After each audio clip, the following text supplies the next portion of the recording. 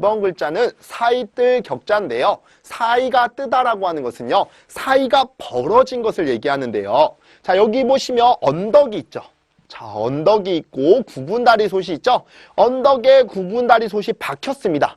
박히면 양쪽으로 사이가 벌어지겠죠. 그것을 우리는 사이가 뜨다라고 하는 거고요. 그래서 이 글자는 격세지감할 때 쓰여요. 격세지감이 뭐예요? 세대 간에 분리가 되어 있는 걸 얘기하는 거죠. 벌어졌다라는 얘기입니다. 그래서 이 글자 사이뜰 격자가 쓰이는 거고요. 또 다른 의미로는요, 막힐 격자라고도 해요. 왜냐하면 언덕에 구분다리 솥이 지금 박혔죠.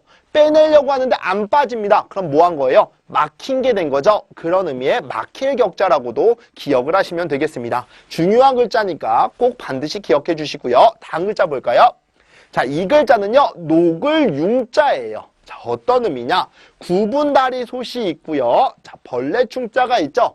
구분다리 솥, 그러니까 솥 안에 벌레를 집어넣고요. 같이 끓였더니 나중에 없어졌어요. 벌레 어디 갔지 찾아보니까 없습니다. 다 뭐 했어요? 녹았겠죠. 그런 의미에서 녹을 융자고요. 언제 쓰일까요? 융화할 때 쓰여요. 그래서 이 글자는요, 녹을 융자 말고도 화할 융자라고도 합니다. 그런 건 참고로 알아두시면 되겠고요. 다음 글자 볼까요? 자, 이 글자는요, 돈대대자라고 하는데요. 돈대라고 하는 건 뭐냐면 높은 집을 뜻해요. 그래서 이 글자가 언제 쓰이냐? 청와 대할 때 쓰이는 글자예요. 자, 밑에 있는 글자는요, 집실자고요. 그런데 위에 글자가 오면서 누락이 됐겠죠. 그리고 위에 글자는 좋을 길자예요. 어떤 의미냐? 선비의 입에서 나오는 말이라고 본 건데요. 어떤 말이 나와야 돼요? 좋은 말이 나와야 되겠죠. 선비라고 하는 건 지금 여러분과 같은 거라고 보시면 됩니다. 글 공부를 하는 사람들이에요. 그 사람들 입에서는 어떤 말이 나와야 돼요? 좋은 말이 나와야 되겠죠. 근데 우리 요즘 대학생들, 선비에 당하는 대학생들 입에서 어떤 말이 많이 나와요? 아, 졸라. 아, 싶어. 뭐 이런 말 나오죠. 그런 말 하시면 안 된다는 얘기예요. 선비의 입에서는 좋은 말만 나와야 된다는 얘기고요. 집이 좋아지도록 층을 높인 거예요. 그러니까 어떤 집이 됐어요? 높은 집이 됐겠죠. 그것을 다른 말로 돈대라고 하는 겁니다. 그 정도로만 알아두시면 될 것 같고요. 자, 다음 글자 볼까요? 자, 이 글자 중요한 글자예요. 잡을 악자고요. 여기에다가 손수자를 쓰면 뭐가 돼요? 악수가 되는 거겠죠. 자, 어떤 의미냐? 이 글자는요, 집옥자라고 하는 건데요. 자, 여기 보시면 이를 지자가 있어요. 이 글자는 어떤 의미에서 왔냐면 땅에 화살이 박힌 모양에서 온 글자예요. 그런 의미에서 이르다라고 본 거고요. 자, 여기 위에 있는 글자는 무슨 글자예요? 주검시자죠. 주검에 이르르기 위해서 어디에 올라갔어요? 집 옥상에 올라갔죠. 그런 의미에서 집 옥자가 된 거예요. 그래서 옥상할 때 쓰이는 글자고요. 다시 한번 말씀드리면 죽음에 이르기 위해서, 떨어지기 위해서 어디에 올라갔다고요? 집 옥상에 올라간 겁니다. 그래서 막상 떨어지려고 하고 딱 떨어졌는데 손으로 난간을 뭐 했어요? 잡았어요. 그런 의미에서 잡을 악자가 됐다라고 보시면 되겠습니다. 다시 한번 천천히 말씀드리면 죽음에 이르기 위해서 옥상에 올라갔는데요. 발을 헛디뎠어요. 그러면서 떨어지면서 난간을 손으로 뭐 했어요? 잡았어요. 그런 의미의 잡을 악자고요. 사실 이렇게 의미로도 부여를 할 수 있는데 사람이 죽음에 이르게 되면 이 세상의 끈을 놓치기가 싫죠. 그러니까 이 세상의 끈을 놓치지 않기 위해서 손을 뭐예요? 꽉 쥔다라고 해서 이 글자는 쥘 악자라고도 합니다. 그런 부분은 여러분들이 참고로 잘 알아주시면 되겠고요. 자, 다음 글자로 한번 또 볼게요.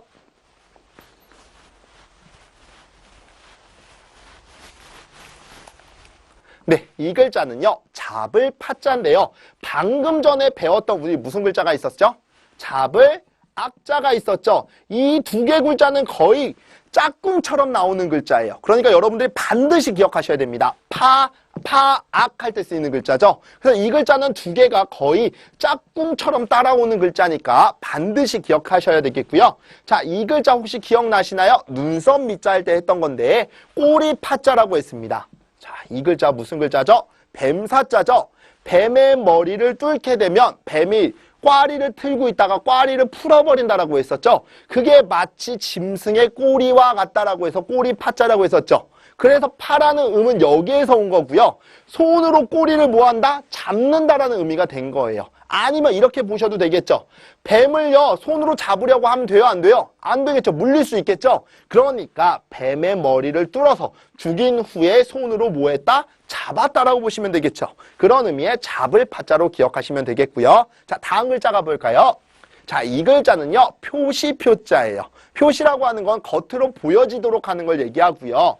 자, 여기에 있는 글자는 표표자라고 하는데요. 표가 뭐냐? 종이를 얘기하는 겁니다. 그래서 우리 차 탈 때 종이가 뭐예요? 차표가 되는 거겠죠? 어떤 의미냐? 자, 여기 보일 시자는 우리 신을 뜻한다라고 했었죠? 예전에 신을 대신해서 우리는 그 사당에다 뭘 모셨어요? 위패라는 걸 모셨죠.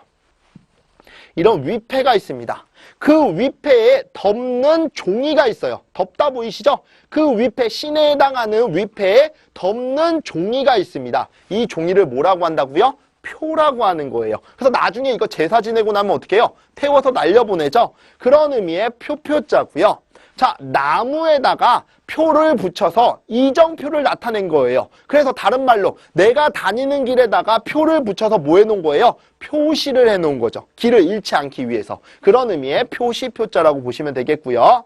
자, 이 글자는요, 뜰 표자예요. 물 위로 뜬다라고 보시면 되겠는데요. 자, 표표자가 뭐라고 했었죠? 종이라고 했었죠? 종이는 물 위에 뭐 하게 되어 있어요? 뜨게 돼 있죠? 뜰 표자라고 기억하시면 되겠네요. 자, 다음 글자 볼까요?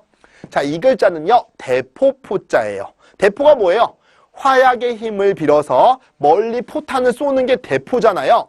자, 예전에는 화약이 없었습니다. 고대 사회는. 그럼 어떻게 했느냐? 자, 우선 이 글자를 먼저 하셔야 되는데요. 이 글자는 쌀포자예요. 뱀사자와 싸다가 합쳐진 거죠. 뱀을 손으로 잡으면 안 되니까요. 자루와 같은 걸로 얼굴 부분부터 싸준 모양에서 온 글자예요. 그런 의미의 쌀포자고요. 자, 돌을요. 바구니와 같은 데다가 이렇게 싸가지고요. 뒤에서 끈을 잡아당긴 다음에 놓는 겁니다. 그럼 새총처럼 여기 있는 돌멩이가 뻥 하고 날아가겠죠. 이게 지금의 무언가 같은 거예요. 대포와 같은 거죠. 그래서 이 글자를 대포포자라고 하는 겁니다. 대포가 뭐라고요? 화약의 힘을 빌어 포탄을 멀리 쏘는 거잖아요. 근데 예전에는 화약이 없으니까 어떻게 했어요? 돌을 우리 광주리 같은 바구니에다 넣고 뒤에서 잡아당긴 다음에 놓으면 이 돌멩이가 날아가겠죠. 그게 바로 대포와 같았다라고 보는 거예요. 그런 의미의 대포포자로 기억하시면 되겠고요.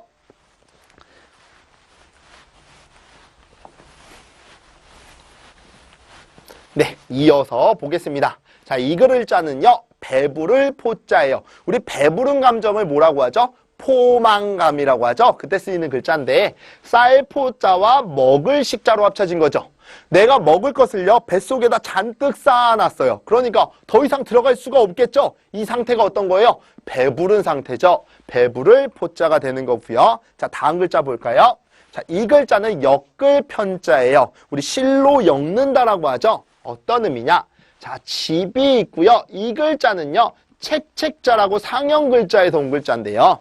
자, 그림을 이렇게 그려보면, 자, 책꽂이에 있는 책의 모양에서 온 글자다라고 봐주시고요.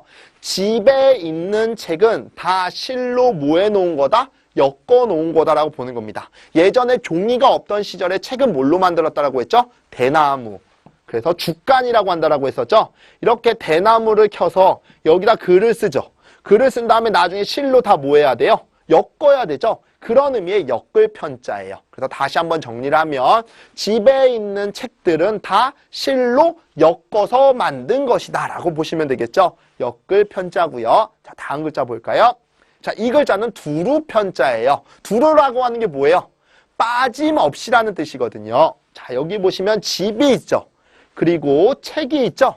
집에 좋은 책을 소장하기 위해서 좋은 책을 찾아 나서는 겁니다. 그럼 책을 찾아가야 되겠죠? 그 책을 찾아가는데요. 여기저기 두루두루 빠짐없이 다닌다라고 해서 두루편자가 된 거예요. 자, 예를 들어서요. 제가 정말로 갖고 싶은 책이 있는데 이것을 사기 위해서 영풍문고도 가야 되고 교보문고도 가야 되고 뭐 반미의 누리스도 가야 되고 많이 가야 되잖아요. 그런데 어디는 빠뜨리고 가면 안 되겠죠? 그러니까 좋은 책, 집에다 좋은 책을 소장하기 위해서 좋은 책을 찾아갈 때는 두루두루 빠짐없이 가야 된다라는 의미에서 두루 편자가 왔다라고 기억하시면 되겠고요. 자, 다음 글자 볼까요? 자, 이 글자가 중요 글자예요. 자, 따라할게요. 치우칠 편. 네, 치우칠 편자인데요. 치우치다라는 게 뭐예요? 한쪽으로 쏠린 것을 얘기하는 거죠. 이 사람은 집에 책이 있는데 보통 사람들은 책이 어떤 종류가 있어요? 소설도 있고 수필도 있고 뭐 자기계발서도 있고 뭐 그다음에 뭐 여러 종류의 책이 있잖아요. 그런데 이 사람은요, 집에 책을 소장하는데 만화책만 소장한 거예요. 그럼 한쪽으로 완전히 쏠린 거죠. 그럼 이 사람은 한쪽으로 뭐 한 게 되는 거예요? 치우친 게 되는 거죠. 그런 의미에서 치우칠 편자고요. 누군가만 한쪽으로 치우쳐서 좋아하는 겁니다. 뭐라고 해요? 편애라고 하는 거죠. 그 다음에 한쪽으로만 치우쳐서 먹어요. 김치만 먹어요. 그런 사람 뭐예요? 편식. 김치라고 하는 거 잘못됐네요. 소세지만 먹는 거죠? 그런 사람 뭐 한다라고 해요? 편식한다라고 하는 거죠. 그런 의미의 치우칠 편자로 기억하시면 되겠고요. 얘가 개 중에 제일 중요한 글자니까 반드시 기억해 주시면 되겠습니다. 네, 이어서 다음 글자를 볼까요?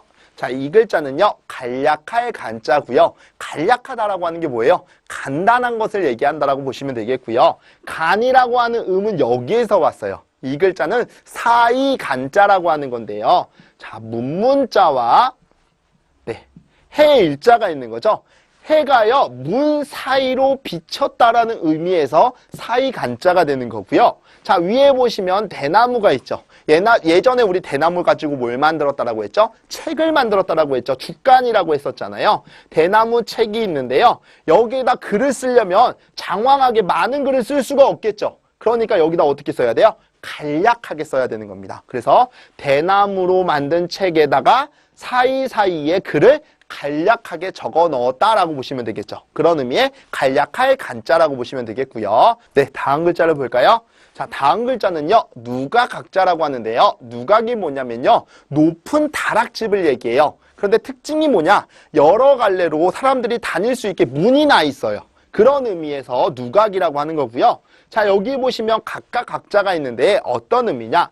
천천히 늦다라고 하는 부수와 사람이 합쳐진 거죠. 사람들이 동시에 출발을 했는데 어떤 사람이 늦게 옵니다. 이 사람 때문에 꼬린 지점에 사람들은 어떻게 들어와요? 각각 들어오는 게 되겠죠. 그런 의미의 각각 각자고요. 자, 그 다음에 문문자가 있죠.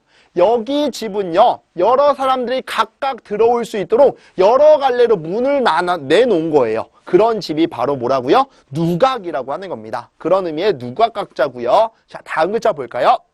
자, 이 글자는요, 부신부자라고 하는데, 부신이라고 하는 건 뭐냐면 증거가 될 만한 물건을 부신이라고 해요. 그래서 예전에는요, 지금의 영수증 정도로 생각하시면 되는데, 예전에 어떤 사람에게 물건을 전해주고 그 사람한테 물건을 전했다라는 증표로 우리 그 대나무 조각을 나누어 가졌어요. 그것을 부신이라고 하는 거예요. 자, 그럼 글자를 볼게요. 사람이 있고요. 우리 작다로 배운 부수가 있죠.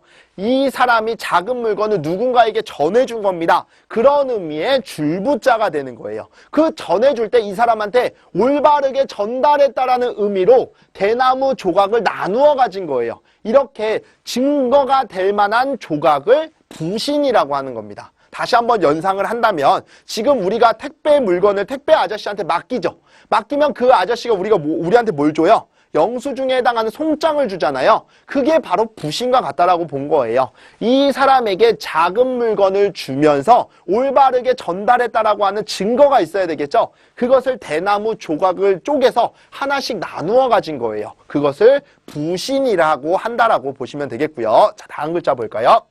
자, 이 글자는요, 썩을 부자예요. 부패할 때 쓰이는 글자고요. 무엇이 썩었냐면 고기가 썩었습니다. 그럼 위에 있는 글자는 뭐냐면 마을 부자예요. 어떤 의미냐? 자, 아까 이 글자 줄부자라고 했었죠? 이 사람에게 작은 물건을 전해달라고 준다라고 했었잖아요.